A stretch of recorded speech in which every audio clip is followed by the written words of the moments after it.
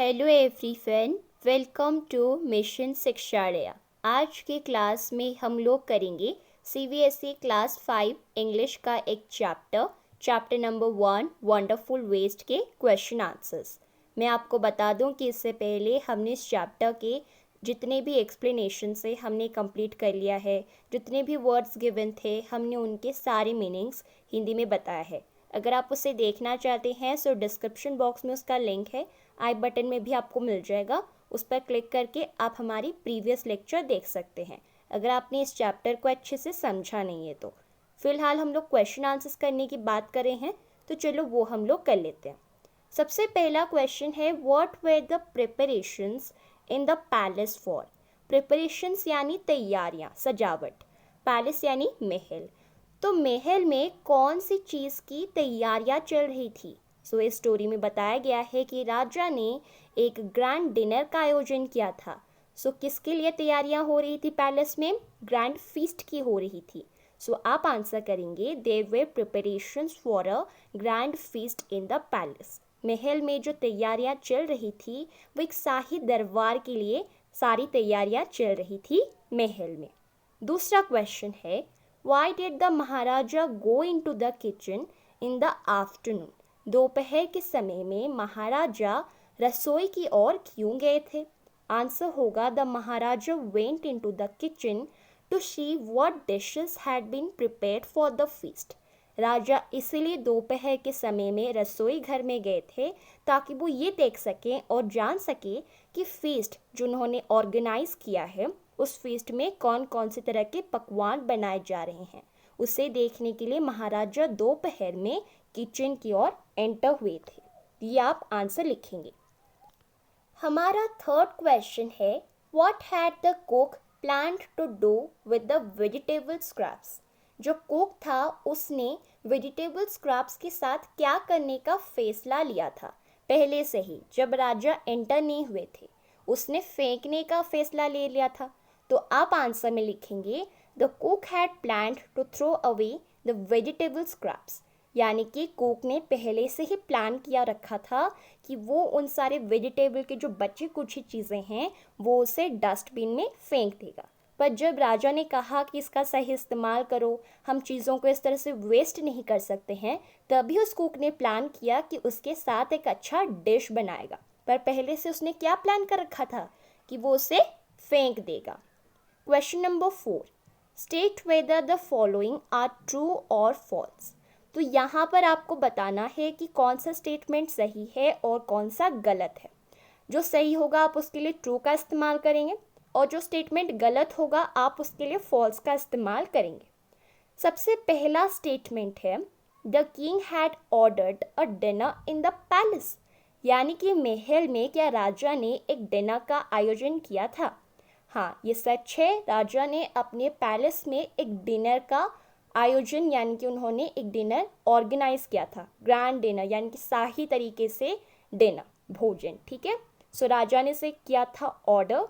सो आप लिखेंगे ट्रू। दूसरा है, no one had heard of or tasted aviyal before. क्या कोई भी आदमी ऐसा नहीं था जो अव्यल के नाम ना ही उसने कभी अपनी ज़िंदगी में सुना था, ना ही कभी चखा था पहले? हाँ, ये सही है, किसी ने भी नहीं चखा था, बल्कि जब कुक ने बनाया तभी लोगों को पता चला इस डिश के बारे में और उन्होंने टेस्ट किया था। सो उससे पहले किसी को भी पता नहीं था अव्यल के बारे में, तो ये होगा ट्रू। थर्ड है क्वेश्चन नंबर 4 का, the cook had planned to make another dish using the vegetable scraps.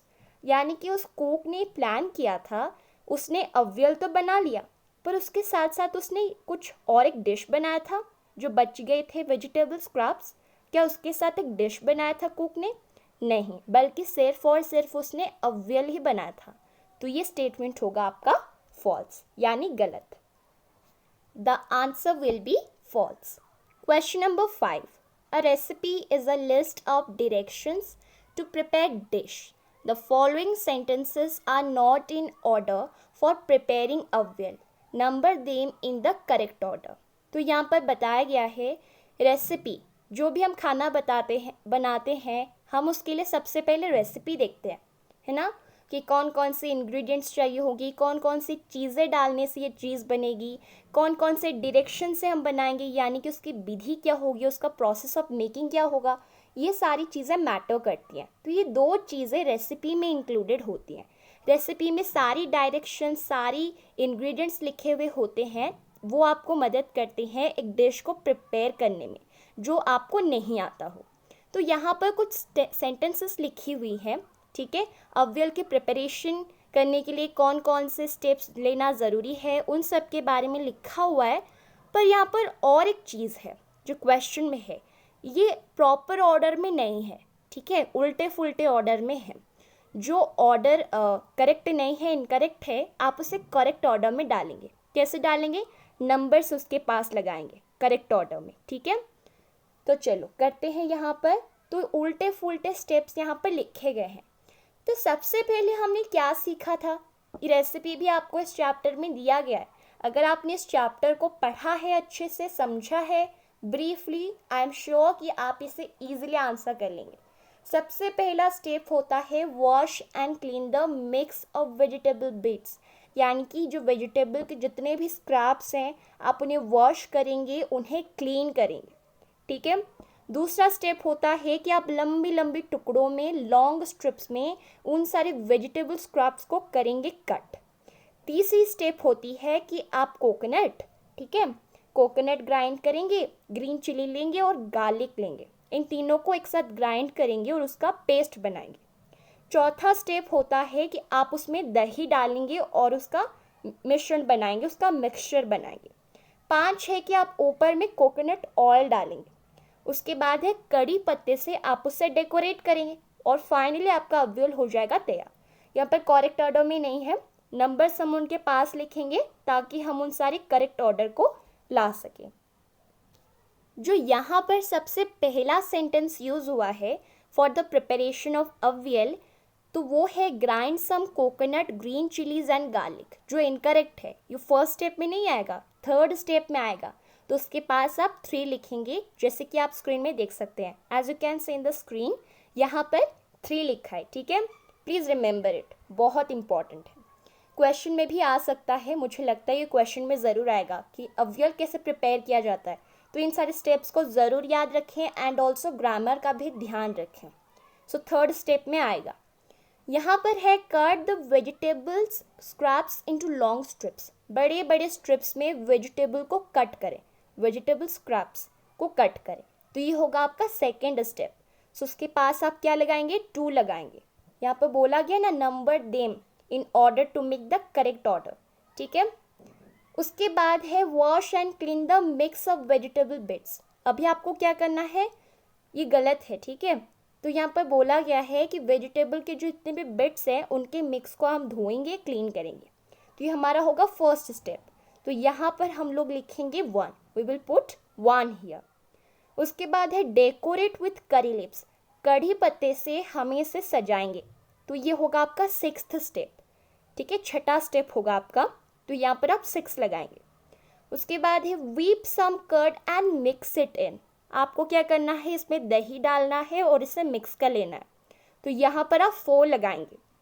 उसके बाद है पोर सम कोकोनट ऑयल ऑन टॉप, ऊपर में जो नारियल का तेल है आप उसे डालेंगे, जो होगा 5th स्टेप। उसके बाद है अव्यल इज रेडी, अव्यल आपका तैयार हो गया, जो लास्ट स्टेप है। तो वो होगा आपका 7th स्टेप। सो सही नंबर लिखेंगे तो करेक्ट ऑर्डर में ऑटोमेटिक आ जाएगा। क्लियर? चलो क्वेश्चन नंबर 6 में आते हैं और सॉल्व करते हैं। क्वेश्चन को समझेंगे, उसके बाद हम लोग आंसर लिखेंगे। Let's come to the 6th question. और क्वेश्चन क्या कहता है, given in the box are some things that children do after they reach home from school. जैसे बच्चे स्कूल से घर आते हैं, बच्चे ऐसे कुछ चीज़ें करते हैं और उन सारी चीज़ों के बारे में इस छोटे से बॉक्स में लिखा गया है। जो बच्चे स्कूल से आते हैं घर, कुछ टास्क यहाँ पर मेंशन की गई है। Choose 5 things that you do when you reach home from school. जब आप स्कूल से घर पहुँचते हैं, उन सारी 5 चीज़ों को चूज़ कीजिए। राइट देम इन ऑर्डर, और सही ऑर्डर में लिखिए। तो यहाँ पर आपको इस बॉक्स में सारी इन्फॉर्मेशन मिलती है, यानी उन सारे टास्क मिलती है जो ज़्यादातर बच्चे करते हैं जब वो स्कूल से घर आते हैं, जैसे कि पैक स्कूल बैग, ठीक है, स्कूल बैग पैक करना। उसके बाद है रीड अ स्टोरी बुक, कहानियाँ पढ़ना। स्लीप फॉर अ वाइल, कुछ समय के लिए सो जाना। डू द होमवर्क करना। गो टू प्ले, खेलने जाना। पुट अवे स्कूल बैग वैसे रख देना उसकी जगह पर। Chat with mummy about school में क्या क्या हुई, आप अपनी मम्मी से पूछते हो ना, बातें करते हो, मैं भी करती थी जब मैं स्कूल में पढ़ती थी। वॉश अप यानी कि फ्रेश हो जाना। वॉच टीवी यानी कि टीवी देखना। Change out of school uniform का चेंज करना। हैव लंच, खाना खाना। तो इनमें से आपको 5 चीज़ चूज़ करना है जब आप स्कूल से घर आते समय करते हैं, और सही ऑर्डर में लिखिएगा, ठीक है। आंसर क्या होगा आपका? First I put away school bag, सबसे पहले मैं क्या करती हूँ, मैं स्कूल बैग को रख लेती हूँ। दूसरा होगा आपका then I change my school uniform, जब मैं उसकी अपनी स्कूल बैग को रख लेती हूँ उसकी जगह पर या जगह पर रख लेता हूँ, तो क्या होता है, मैं अपनी स्कूल यूनिफॉर्म को चेंज करके अपने नॉर्मल कपड़ों में पहन लेता हूँ। तीसरा होगा नेक्स्ट आई वॉश अप, उसके बाद में फ्रेश हो जाता हूँ, अपना हाथ पाँव मुंह धो लेता हूँ। After that I have lunch, उसके बाद मैं लंच करता हूँ, क्योंकि आप बड़े थके हुए होते हो, टायर्ड होते हो। Finally I do the homework, उसके बाद खाना खाने के बाद मैं होमवर्क करता हूँ। तो हो गया ना 5 चीज़, वही आपको लिखना है अपने अकॉर्डिंग, ठीक है। जब आप स्कूल से घर आते हो आप क्या करते हो वो आपको लिखना है। 7th क्वेश्चन है the maharaja was a wise man and ordered the cook to use the vegetable scraps instead of throwing them away. इसका अर्थ क्या है मैं आपको बताती हूँ। इसका मीनिंग ये है कि महाराजा एक चालाक आदमी थे, ठीक है, इसीलिए उन्होंने उस कुक को आदेश दिया कि सारी वेजिटेबल की जो स्क्रैप्स हैं जो तुमने बास्केट में डले हुए हैं, इन सबको हम वेस्ट नहीं कर सकते हैं, प्लीज़ इसका एक तरीका सोचो ताकि हम इसे यूज़फुल बना सके, ठीक है। इसीलिए तो महाराजा को यहाँ पर वाइज मैन कहा गया है। सो महाराजा एक चतुर आदमी थे, उन्होंने कुक को आदेश दिया कि उन सबको फेंकने की बजाय उसका इस्तेमाल करना सीख लो। तो यहाँ पर फर्स्ट क्वेश्चन है 7th क्वेश्चन का A, name some of the things which are thrown away at school और इन होम।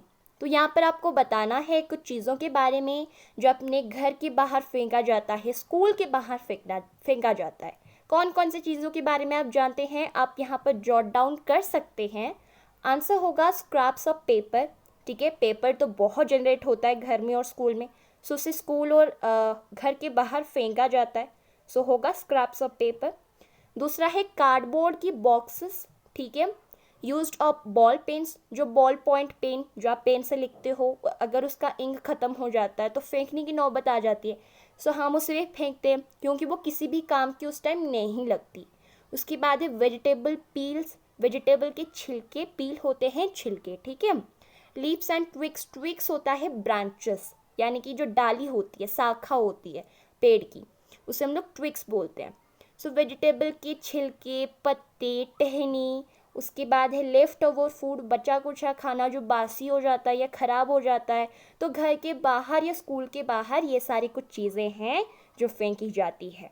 इसके अलावा जो चीज़ें आप देखते हो फेंकते हुए आप यहाँ पर भी लिख सकते हो, ऐसी कोई बात नहीं, कंपलसरी नहीं है कि आप इसे ही लिख लें, बल्कि आप अपना थोड़ा बहुत एक्सपीरियंस का इस्तेमाल करके भी आंसर अपना बना सकते हैं खुद, ये भी क्रिएटिविटी में जाएगा और आपको अच्छा माना भी जाएगा। क्योंकि अगर आप अभी से ही आंसर राइटिंग प्रैक्टिस करेंगे ना तो आगे आपको रटने की ज़रूरत ही नहीं पड़ेगी, बल्कि आप खुद की लैंग्वेज से खुद के वर्ड्स का इस्तेमाल करके आप लिख सकते हैं, जो सबसे बेनिफिशियल, बहुत फ़ायदेमंद माना जाता है। क्वेश्चन नंबर 7 का बी जो है सेकेंड क्वेश्चन, यहाँ पर कहा गया है seat in group of 4 and think of interesting ways in which they can be made useful. तो यहाँ पर आपको क्या करना है, ग्रुप बनाना है, 4 स्टूडेंट होंगे तो भी चलेगा, सो चारों का एक ग्रुप बनाना है और इंटरेस्टिंग तरीके सोचना है कि कैसे जो वेस्ट मटेरियल जो हमारे घर में हमारे स्कूल में जनरेट होते हैं, हर दिन हमें पोछा मारना पड़ता है, झाड़ू मारना पड़ता है, तो उन सारे वेस्ट को हम कैसे यूज़फुल बना सकते हैं, उन सारे अलग अलग तरीक़ों के बारे में सोचना शुरू कर दीजिए। और आंसर भी आप दे सकते हैं, ठीक है, कि आपने क्या सोचा वो तरीके जहाँ पर हम वेस्ट मटेरियल से बेस्ट मटेरियल बना सकते हैं। तो यहाँ पर जो आंसर लिखा है वो आपके काम में आ सकती हैं एज अ सैम्पल। तो यहाँ पर है we can make things of papier mache decorative articles and compost with them. तो हम क्या कर सकते हैं, इंटरेस्टिंग तरीके हमें सोचने थे, तो हम क्या कर सकते हैं इससे, हम पेपर मैशे बना सकते हैं। पेपर मैशे ना मतलब आप पेपर का ऐसे छोटे छोटे बिट्स बनाते हैं, छोटे छोटे टुकड़े करते हैं, पानी में डालते हो, उसका पेस्ट बनता है। एंड ऑल्सो आप पेपर भी बना सकते हो, ठीक है, रीयूज़ जो रिसाइकल पेपर है आप उससे बना सकते हो, रीयूज़ कर सकते हो। अगर एक पेज यूज़ हुआ है और टर्न करोगे तो एक पेज नहीं हुआ है, मतलब यूज़ नहीं हुआ है, एक लिखा हुआ है एक नहीं लिखा हुआ है, तो आप उसे ऐसे कर सकते हो, कट कर सकते हो उससे, तो आपको पेपर मैशे मिल जाएगा। इसके रिलेटेड बहुत सारे वीडियोस आपको यूट्यूब में मिल जाएंगी, आप देख सकते हैं। डिस्क्रिप्शन बॉक्स में मैं एक लिंक दे दूंगी, आप उस पर क्लिक कर सकते हैं और देख सकते हैं, ठीक है। सो पेपर मैशे हम लोग बना सकते हैं जो पेपर वेस्ट होते रहते हैं। डेकोरेटिव आर्टिकल्स जो घर को सजाने के लिए भी आपको बहुत सारे आर्ट एंड क्राफ्ट वीडियोस मिल जाती है ना, आपने भी ट्राई किए होंगे। सो डेकोरेटिव आर्टिकल्स भी होती हैं जो डेकोरेशन के लिए भी हम चीज़ें बना सकते हैं वेस्ट मटेरियल से। उसके बाद हम कंपोस्ट बना सकते हैं। What is compost? कंपोस्ट होता क्या है? कंपोस्ट को हम लोग हिंदी में बोलते हैं खाद। खाद आपको पता है, देखो एक प्लांट है, ठीक है, अगर आप एक प्लांट ग्रो करना चाहते हो तो उसके लिए मिट्टी ज़रूरत होती है और मिट्टी में ही उससे न्यूट्रिशन मिलता है, बिना मिट्टी के वो कैसे उगेगा। तो मिट्टी में ना खाद डाला जाता है जो उससे न्यूट्रिशन पहुंचेगा। अगर आपको न्यूट्रिशन नहीं मिलेगी तो आप मैल न्यूट्रिशन में चले जाओगे, यानी कि अगर आपको न्यूट्रिशन नहीं मिलेगी तो आपका ग्रोथ नहीं होगा, आपकी हाइट नहीं बढ़ेगी, आपका कद काठी ठीक नहीं रहेगा। तो वैसे कंपोस्ट यानी खाद, जैसे कि वेजिटेबल के छिलकों से हम लोग बनाते हैं कंपोस्ट, ठीक है। आप पढ़ोगे क्लास 6 में, जब आप चले जाओगे ना तभी आपका एक चैप्टर है साइंस में, उससे ज़रूर पढ़ना, ठीक है, बहुत इंटरेस्टिंग चैप्टर है। सो कंपोस्ट यानी खाद जो वेजिटेबल पील्स और भी कई वेस्ट मटेरियल से बनता है। तो ये 3 चीज़ें के अलावा जो भी चीज़ें आप जानते हैं वो आप यहाँ जॉट डाउन कर सकते हैं। Now let's come to the question number 8. The question number 8 says some words have more than one meaning. Question number 8 हमें क्या कहता है? कुछ वर्ड्स आपको ऐसे मिलते हैं, कुछ शब्द ही ऐसे होते हैं जिनका एक से भी ज़्यादा अधिक अर्थ होता है। फॉर एग्जाम्पल, यहाँ पर एक एग्जाम्पल भी दिखाया गया है, जैसे कि पॉइंट। पॉइंट एक वर्ड है, एक अंग्रेजी शब्द है पॉइंट। इसके भी आपको अलग अलग तरह के अर्थ मिलेंगे। ये पार्ट्स ऑफ स्पीच पर निर्भर करता है। पार्ट्स ऑफ स्पीच यानी उसमें नाउन होता है, प्रोनाउन होता है, एडजेक्टिव होता है, वर्ब, एडवर्ब, प्रीपोजिशन, इंटरजेक्शन, ठीक है, कंजक्शन। तो ये अलग अलग तरह के पार्ट्स ऑफ स्पीच में आते हैं। तो वैसे it depends on the parts of speech कि नाउन में इसका अर्थ कैसा होगा, प्रोनाउन में कि इसका अर्थ कैसा होगा। प्रोनाउन यानी सर्वनाम, प्रोनाउन तो आएगा नहीं, यानी वर्ब में कैसा उसका अर्थ आएगा, ठीक है। तो देखिए पॉइंट के अलग अलग तरह के मतलब कैसे आते हैं। एक ही शब्द है, एक ही स्पेलिंग है, पर उसका अलग अलग डिफरेंट मीनिंग है। जैसे कि नाउन, नाउन आप जानते हैं संज्ञा, ठीक है, ये नेमिंग वर्ड है जो नेम्स को इंडिकेट करवाता है। सो पॉइंट में नाउन में क्या अर्थ होता है? अ डॉट इन प्रिंट और writing, full stop, decimal the numbers, you score in a game. So noun का अर्थ होता है जो आप प्रिंटिंग करते समय डॉट डॉट डॉट डॉट डालते हैं, सो डॉट भी हो गया पॉइंट। दूसरा है राइटिंग में भी आप करते हैं, ठीक है, फुल स्टॉप देते हैं। अगर आप किसी भी सेंटेंस को एंड करना चाहते हैं, कोई बात को ख़त्म करना चाहते हैं, so you put a full stop. उसके बाद है डेसिमल। डेसिमल आपको पता है जिन नंबर्स के बीच में पॉइंट का इस्तेमाल होता है हम उन्हें डेसिमल नंबर्स बोलते हैं, और जो पॉइंट डेसिमल में यूज़ होता है हम उसे डेसिमल पॉइंट बोलते हैं, ठीक है। जो आप गेम में जो मार्क्स स्कोर करते हो हम उसे भी पॉइंट बोलते हैं। सो बेसिकली नाउन में आपको अलग अलग तरह के अर्थ मिलेंगे, ठीक है, जैसे कि dot, full stop, decimal point और स्कोर। तो ये है नाउन में अलग अलग तरह के अर्थ पॉइंट के। वर्ब में जैसे वर्ब में अलग है, वर्ब का पॉइंट में अर्थ होता है टू शो और कॉल अटेंशन टू समथिंग, किसी चीज़ की ओर ध्यान लेना, खींचना, या किसी भी चीज़ को इशारा करना, हम उसे बोलते हैं पॉइंट। जैसे कि उस चीज़ की ओर वो पॉइंट करके कहता है, यानी कि उस चीज़ को देखकर वो बात मुझे कह रहा है, इशारा करके देखना, तो हम उसे बोलते हैं पॉइंट। Point, pointed, pointed. ठीक है। वर्ब में क्या होता है, रूट फॉर्म होता है, पास्ट फॉर्म होता है, past participle and so on. So verb में पॉइंट का अर्थ होता है किसी चीज़ की ओर ध्यान लेना, किसी चीज़ को इशारा करना। और नाउन में 4 तरह के अर्थ आपको मिलेंगे। पहला है डॉट, और दूसरा है फुल स्टॉप, तीसरा है डेसिमल पॉइंट, और चौथा है स्कोर। तो ऐसे ही, तो इसी के रिलेटेड क्वेश्चंस आपको क्वेश्चन नंबर 8 में मिलेंगे। तो यहाँ पर है ग्राउंड। ग्राउंड का अर्थ क्या होता है, यहाँ पर एन यानी नाउन। ठीक है, ध्यान रखो, एन होता है शॉर्ट फॉर्म नाउन का।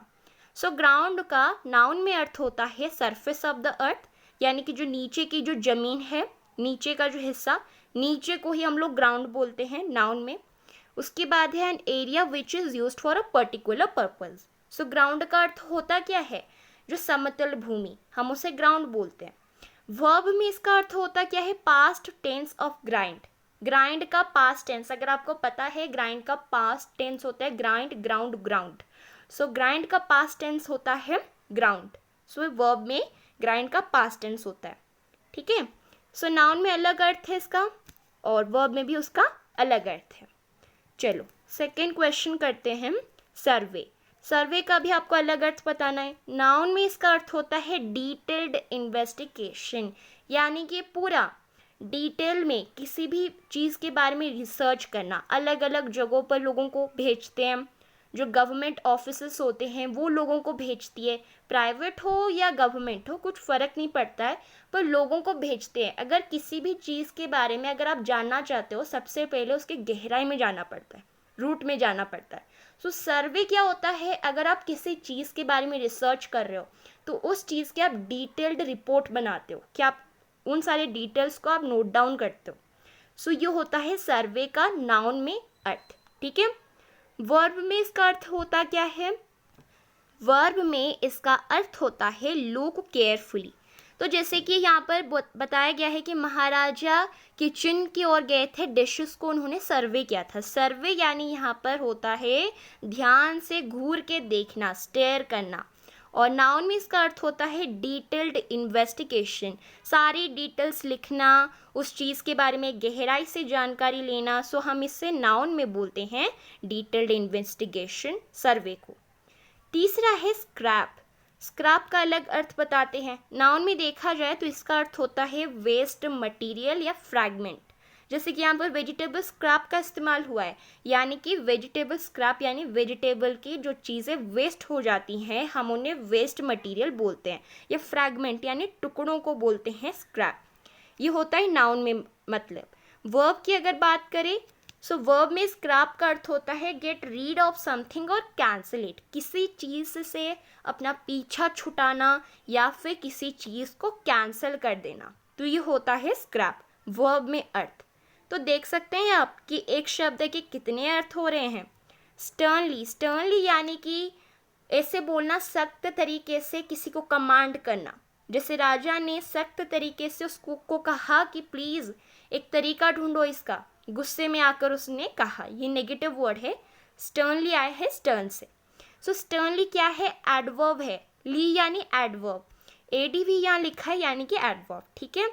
सो एडवर्ब में स्टर्नली का अर्थ होता है डिस्कार्ड एज यूजलेस, किसी चीज़ को ऐसा मना कर देना जैसे कि वो किसी काम का ही नहीं हो, यूजलेस हो। ठीक है। टेम्पटिंग, टेम्पटिंग क्या होता है, टेम्पटिंग एक एडजेक्टिव है जो विशेषता बताता है, उस चीज़ के बारे में क्वालिटी बताता है, हम उससे एडजेक्टिव बोलते हैं। मैं बनाऊंगी वीडियोस इंग्लिश ग्रामर के ऊपर। ठीक है। सो टेम्पटिंग क्या होता है, एक एडजेक्टिव है जिसका अर्थ होता है एल्यूरिंग, टैंटलाइजिंग, यानी कि बहुत सुगंध आना। ठीक है। टेम्पटिंग लगना मतलब सुंदर लगना, खाने का मन होना, मतलब आकर्षित करना, अट्रैक्टिव टाइप, हम उसे बोलते हैं टेम्पटिंग, जो एक एडजेक्टिव है यानी विशेषण है। Now let's complete question number 9। चलो क्वेश्चन नंबर 9 भी कंप्लीट कर लेते हैं। सो क्वेश्चन नंबर 9 है make new words by adding dropping a few letters from the root word। तो देखिए यहाँ पर रूट वर्ड है, रूट वर्ड यानी मेन वर्ड, जिससे ही वर्ड्स अलग अलग तरह के वर्ड्स फॉर्म किए गए हैं। तो जैसे यहाँ पर है पाउंड, ट्राई, लार्ज, न्यू, ठीक है, टेस्टी, तो ये सारे वर्ड्स हैं। तो रूट वर्ड से कौन कौन से शब्द बनाए जा सकते हैं, कहाँ पर हमें ईडी लगाना चाहिए कौन से शब्द के साथ, कहाँ आईएनजी, कहाँ पर ईआर, तो कहीं पर ईएसटी। तो ये आंसर है इसका, देख लीजिए, इसे नोट डाउन कर लीजिए या फिर आप इससे स्क्रीनशॉट भी ले सकते हैं, ठीक है, नो मैटर। तो जैसे पाउंड, पाउंड में हम ईडी लगाएंगे तो हो जाता है पाउंडेड। हाँ, पाउंडेड वर्ड है, ठीक है, पाउंडेड वर्ड डिक्शनरी में है। आपको उन सारे वर्ड्स को बनाने हैं, ठीक है, जो वर्ड एग्जिस्ट करता है। आईएनजी पाउंडिंग जो वर्ड है इंग्लिश में, ईआर पाउंडर नहीं, ऐसा कोई वर्ड है नहीं, तो आप यहाँ नहीं लिखेंगे, ब्लैंक छोड़ेंगे। ईएसटी पाउंडेस्ट नहीं, ये भी सही नहीं है, तो आप इसे खाली छोड़ेंगे। जहाँ जैसे माइनस टाइप का सिंबल है ना, वहाँ पर आप छोड़ देंगे उस स्पेस को, ठीक है। ट्राई, ईडी ट्राइड होगा, आईएनजी ट्राइंग, ट्रायर नहीं होगा, ना ही ट्राइएस्ट होगा। लार्ज, लार्ज यानी बड़ा, ठीक है, ट्राई यानी कोशिश, पाउंड यानी कि जो बोलते हैं ना, इसे मारते हैं, जैसे राइस पाउंड करते हैं। सो लार्ज, लार्ज्ड नहीं होगा, लार्जिंग नहीं होगा, लार्जर होगा तो हम इसमें ई आर लगाएंगे और ईएसटी लगाएंगे तो बन जाएगा लार्जेस्ट। न्यू, न्यू यानी नया, सो न्यूविड नहीं होगा, न्यूविंग नहीं होगा, न्यू ईयर ज़रूर होगा और न्यूवेस्ट भी होगा। तो जहाँ जहाँ ये ब्लैंक पड़ा है आप उससे छोड़ देंगे, क्योंकि उन सारे वर्ड को ड्रॉप करके कोई एग्जिस्टिंग वर्ड बनेगा ही नहीं।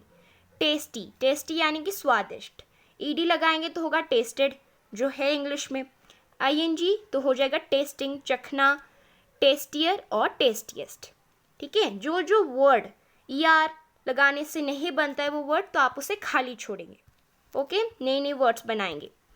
वाइज, वाइज्ड नहीं लिखेंगे, वाइजिंग ये भी नहीं होता है कोई वर्ड, वाइजर होता है, सो हम उसमें ई आर ऐड करेंगे।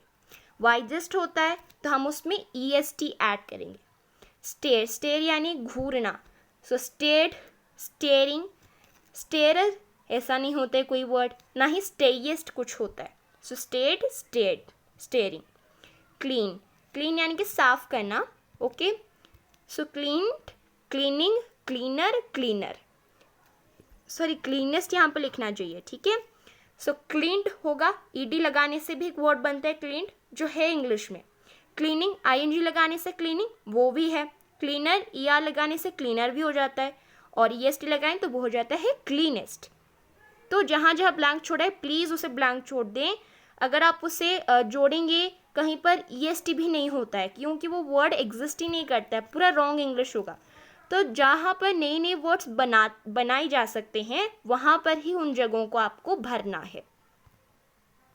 तो यहाँ से एक क्वेश्चन आया है, do any of this words use all of 4 endings, क्या इनमें से कोई वर्ड है जो चारों की चारों जगह ले लेता है। तो यहाँ पर है क्लीन, चारों जगह फुल है यहाँ पर, और यहाँ पर है टेस्टी, तो 2 वर्ड यहाँ पर चारों की चारी एंडिंग को फॉलो करते हैं। तो yes, tasty and clean use all of 4 endings, ये आपको लिखना है। Question number 11, name food that is made in your home, आपके घर में जो खाना बनाया जाता है उन नामों को लिखना है। जैसे कि फॉर अ फीस्ट और फेस्टिवल, अगर आपका कोई ट्रेडिशनल फीस्ट आ गया हो या फेस्टिवल हो तो आपके घर में क्या बनता है, तो आप लिख सकते हैं। आपके ऊपर डिपेंड करता है, आप रिसर्च कर सकते हैं, अपनी मदद से पूछ सकते हो मदर से कि आपके घर में क्या बनाया जाता है जब कोई त्यौहार आता है, कोई फीस्ट आता है। सो आंसर होगा स्वीट डिशेस, ठीक है, जो खीर, मीठा ये सारे बनते हैं। खीर, सेवरल वेजिटेबल की अलग अलग तरह की डिशेस बनाई जाती हैं, दही बड़ा और बहुत कुछ आप लिख सकते हैं।